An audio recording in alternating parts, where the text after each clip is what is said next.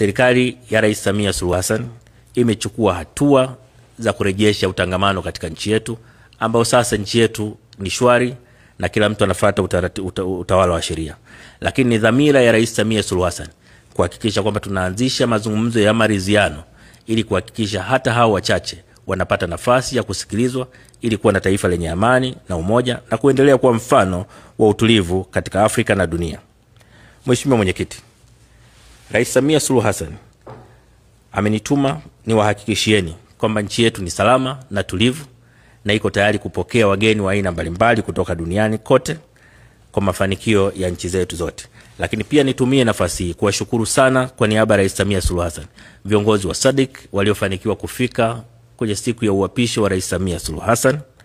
Lakini pia nawashukuru viongozi waliotangulia kuzungumza kabla yangu ambao wametoa pongezi za dhati kwa Rais Samia Suluhu Hassan. Nataka niwahakikishie kwamba hakuna jitihada ambayo Rais Samia ataiacha katika kuhakikisha Tanzania inapata maendeleo, lakini pia amani ya nchi yetu inaendelezwa. Mheshimiwa Mwenyekiti, sasa nirejee kwenye ajenda ya kikao chetu cha leo. Kwanza nitumie nafasi hii kuishukuru sana Madagascar kwa kazi nzuri ambayo imefanya kwa miezi miwili iliyopita, lakini vile vile kwa uamuzi wake wa kuachia wenyekiti kwa kutambua kwamba katika mazingira waliopo sasa wanaweza wasitoe uongozi makini. Kwa wameona watoe nafasi kwa watu wenye. Tunawashukuru sana kwa uamuzi huu wa busara.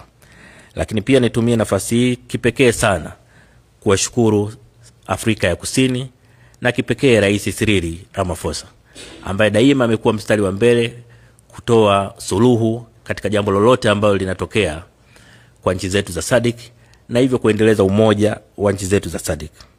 Tanzania inaunga mkono mapendekezo yaliyotolewa, lakini pia inatoa wito wa kujifunza kutokana na kilichotokea sasa ili tuwe na utaratibu ulio wazi katika kanuni zetu ambao jambo lolote likitokea basi tunaweza kwa kutumia kanuni zetu kupata suluhu mara moja ya jambo hilo, na hasa kwenye eneo la utatu au troika ambao ni muhimu sana katika usalama wa nchi zetu za SADC.